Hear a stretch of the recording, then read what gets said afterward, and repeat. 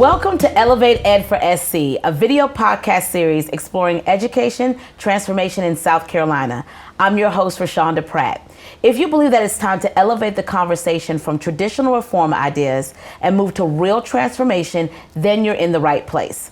In this series, you'll hear success stories of how transformation education is already happening in some South Carolina schools. The vodcast first season tells stories, raises questions, and looks at solutions, some radical and some right in front of us. We look forward to sharing these stories with you. The sponsor of this vodcast is All for SC, a University of South Carolina initiative that is leading the way in advocating a whole child approach to education. We're coming to you from the Kennedy Greenhouse Studio on the U of SC Horseshoe. In this episode, we'll dive deeper into the importance of student engagement inside the classroom. In this segment, we will hear from regular contributor Merrit Jones, an advisor at StudentVoice, and an All for SC fellow. Welcome, Merrit, to the show. Hi, nice to be back. Glad to have you here. So, Merrit, can you start by sharing how you define student voice and student engagement? Yeah, absolutely. I know in our very first episode we talked about that, and part of why I wanted to revisit it is let's get really, really specific about how we do it in classrooms. Yes. Because you can have student voice at a lot of levels, but the very basic nature of student voice is recognizing and then acting upon, the fact that students are the primary stakeholder in education. They're the most populous, and they have to be partners in shaping what it looks like. And what student voice, is tokenism, which is what I think primarily what we name student voice as, putting one student on the school board and saying, we have student voice for all, or decoration. Sometimes we bring students into the school board room or into the classroom and have them do something and the school boards, they'll have the band come perform, and it's awesome to hear student work and to hear those things, but that's not student voice. That's students performing and students showing off their work and their things, but passing that off as student voices is not what that looks like, sounds like, feels like, Yeah. So what about student engagement? What does that really look like? So student engagement is that partnership piece. So I think student voice is, I should also mention, we're not giving students voices, they have voices. We have to build the skills, the muscles, and provide them platforms to use the voices they already have. Right. I think oftentimes we'll say, oh, well, I'm giving this person a voice, or I'm doing that, but students have the voice. That is inherent in them. It's about building the skills and the confidence and the space and, the assurance that if they tell you what they think about something, that they can trust that the adults will have at least recognize it, have a conversation, and really critically think about maybe how that perspective impacts what the adults and decision makers do next. Merrit, I love that you're talking about that students already have a voice, but it's like activating the muscle in order for them feeling empowered to actually activate and use it. So what does student voice look like, sound like, and feel like in the classroom? Yeah, I think we've talked some about the different levels that student engagement can happen, and giving students space and time and just the space to build that confidence, build that muscle. And in the classroom is one of the easiest places to start, because we know that to have student-led learning, students have to be able to have opportunities to exercise their voice and decisions and choice. And so that can start in really small ways. So I think some great examples I've seen are students being able to have conversations with their teachers and just give real-time feedback. So we know that in most South Carolina schools, teachers have curriculums they have to follow, but they have some flexibility in how they administer that curriculum, what projects they might do, and just starting by asking students, what did you think about that project? How can we make it better next time? That's a really quick start. I think where we start moving up this ladder of student voice up to true partnership is, well, what do we want to learn about next? And getting students feedback about what they actually are interested in learning, what they care about, and then starting to co-create some of that with them, kind of sharing some of the responsibility in learning and differentiating roles, so students get to build skills. And in small group work or in project-based settings, they get to take on different kinds of leadership roles and grow their skills and grow their confidence, and time managing, or being the organizer, being the recorder, the note taker, being the researcher, being the presenter, the one having to share the information out. And I think getting students experiences in those are some of the ways you can start giving them, seeing that And then another example that I've seen happen in real time that I think is just one of the coolest things is teachers can invite students to their planning periods and just kind of run stuff by them, because that's where a lot of that planning happens for classroom instruction. So inviting a student into your department planning period can be a great way. I've also seen, I want to give a shout out to a principal I work with in Grand Rapids, Michigan, who she has just done at every level of her school, tried to bring young people, her middle schoolers, into those. So she runs a class, first of all, as a principal, that is a StudentVoice class, where she runs things going on that she's thinking about by the students. They get to develop projects and think about what they actually want to do in the school, and work on a engagement strategy. But then also, we'll bring students into her faculty meetings. So when they're coming up with school decisions, can't you just bring students into a faculty meeting? And so I think I've seen some of those just happen in classrooms with big impact, because when students feel connected to what they're learning, their academic outcomes improve because they have a buy-in, they have a reason. Right. You're not just feeding them content that they have to memorize and spit back out. They have a real investment in the success of seeing a project go well or see a learning outcome be realized.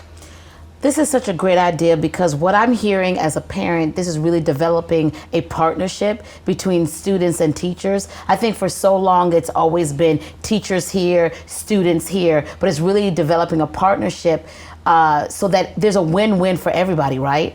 Yeah, everyone wins. I think teachers win because there's greater student engagement. They get new ideas because, teachers, they're there year in and year out, or they're not, because I think there's not the kind of support they need to be the kinds of leaders that students need. And if teachers aren't given the space, and we're going to get a little bit more into this in the next segment, but if teachers aren't given the space to be leaders and develop their profession, how do we expect students to look at that model and develop leadership skills as well? And so I think that has to be done in partnership with teachers in the building. And then in the classroom, teachers do have a lot of autonomy over, what happens in the classroom, the kind of culture they create. I think it also can be something as simple as, and I'm seeing this in South Carolina classrooms, so this is happening, and this is becoming a wider spread practice of, having an advisory where, you get to really build a teacher relationship. I heard from teachers in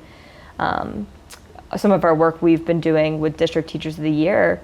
One teacher in her advisory, she had to call during COVID every single one of her students every week when they're out. And so having a teacher in the building that knows that much about you really allows you the space to get to know, and then that really know the students, and then that permeates into the other core subjects. So powerful. So we really have to get to a place where teachers are given the time and the space to get to know their students, and then that becomes a mutually beneficial thing for everyone in the building. And that goes back to what we've been talking about this entire podcast, the whole child approach.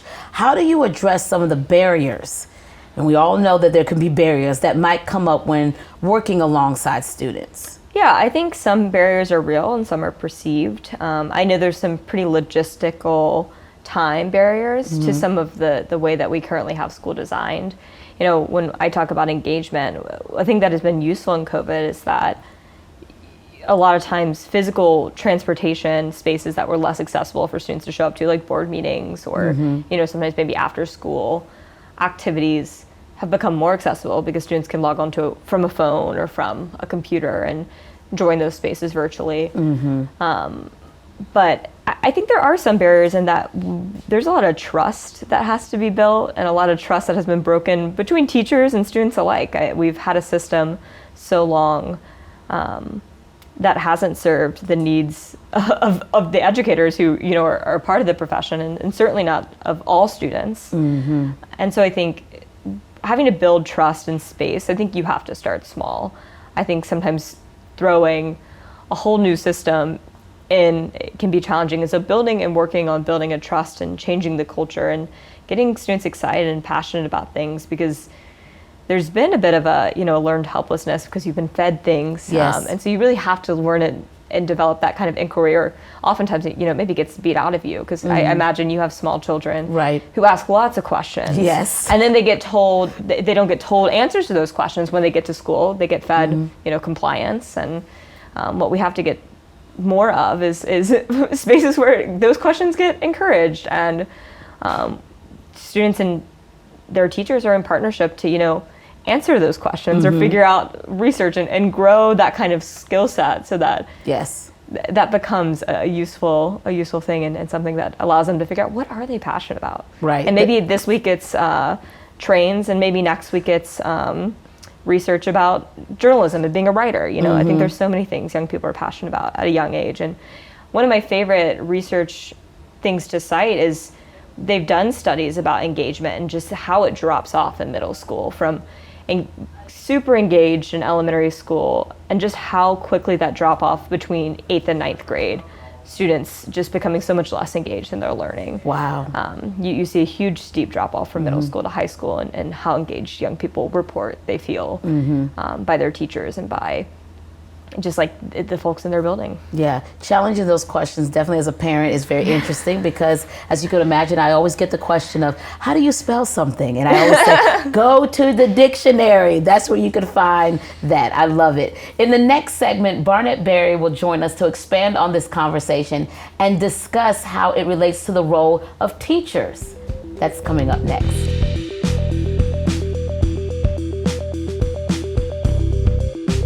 Barnett, thank you so much for joining us in this conversation, talking about the partnership between teachers and students. And Merrit, you have a real life example of this that you're wearing, by the way, today. Talk to us about that. Yeah, I should have mentioned this first, but I am rocking some kicks that were designed by an intergenerational team. I worked with a group out of Teacher America's Reinvention Lab that just put out proposals and asked for teams of young people and their adult supporters, which often include teachers and community members, to submit designs for a sneaker about what does the future of learning look like to you. And the team that designed these said the future of learning is inclusive. And it was a team of Black and brown girls in Trenton, New Jersey that worked alongside adults in their life to design a sneaker that looked like them, that represented what they wanted the future of learning to look like. So it was the Future of Learning Design Challenge. And that's a great example of the kinds of things you can learn in a classroom. So what these students did was they worked through the design process. They had to really think about, what do we want in a design? And then they got to think about the production aspect of it.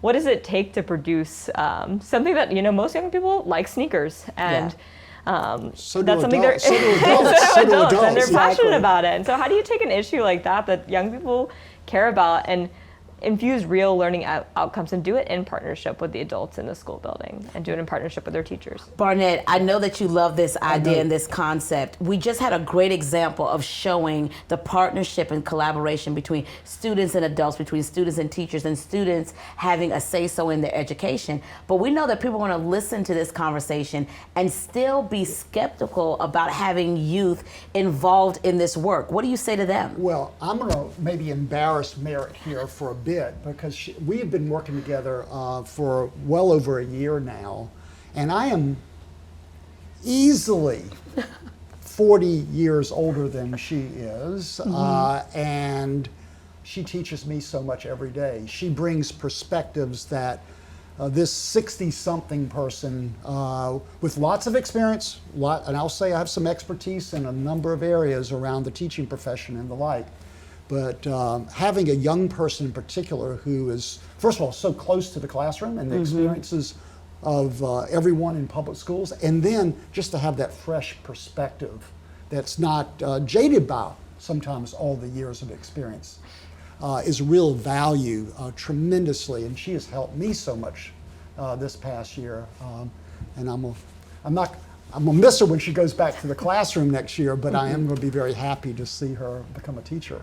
And speaking of becoming a teacher and going to the classroom, tell us about how are you going to bring the whole child approach to your classroom and your experience? Yeah, that's something I have been thinking about, and the big reason that I went to the classroom, it was through doing this work. I knew that I always wanted to go to the classroom. That was important to me.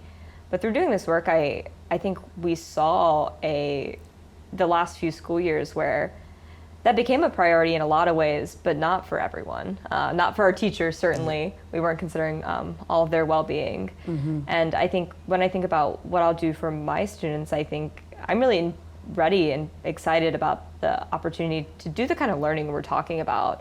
I'll be teaching middle school social studies, where there are so many real world examples in our state, and I'll be down in the Low Country that is just rich and so deep in the kind of history that we need to be doing, and but also like really attending to the needs of young people as they're processing that, and their families and their ancestors and all the things that our history is messy, and we know that, and I think really making sure that we're really talking through how they're bringing their full selves to the classroom. You know, that backpack that Veronica mentioned in the episode when we talked about it.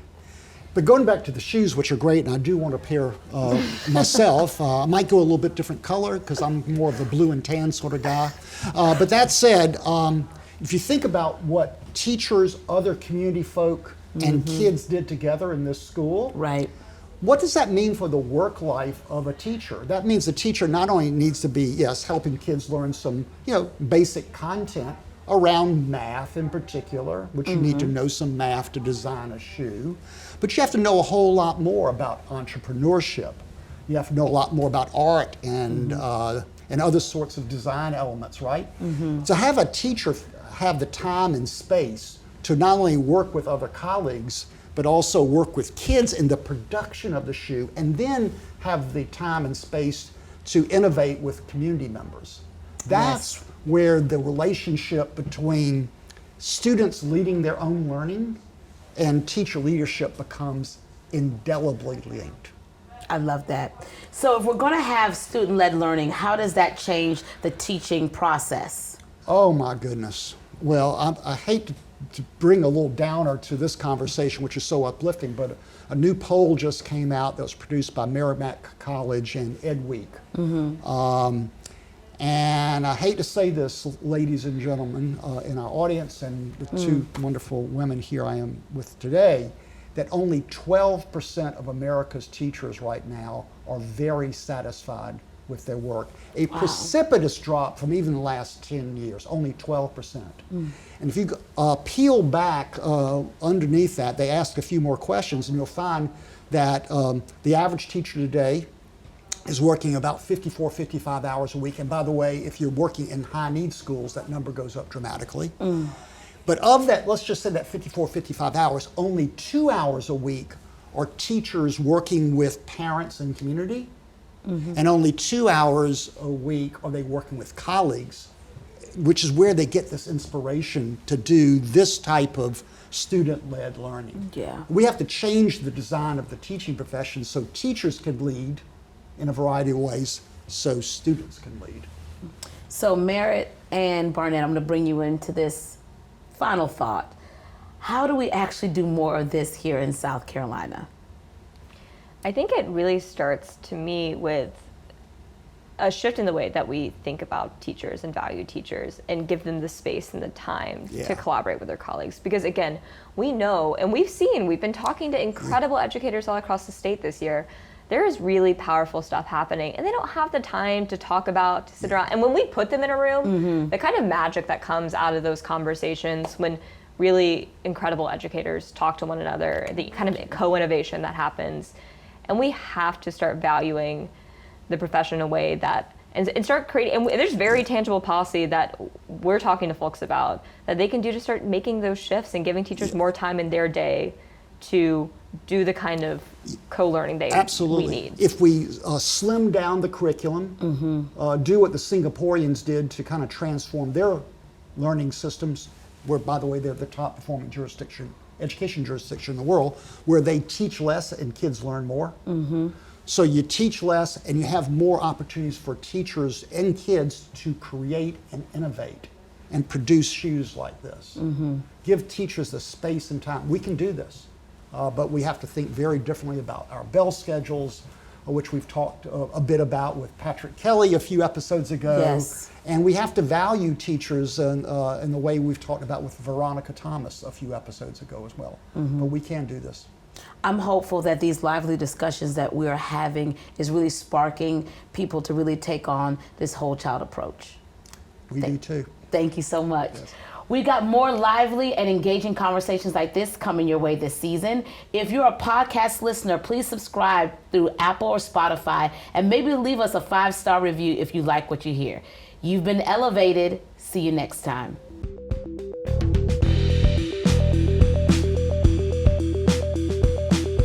Make sure to connect to elevateedforsc.com for this episode's show notes, stories, and additional research.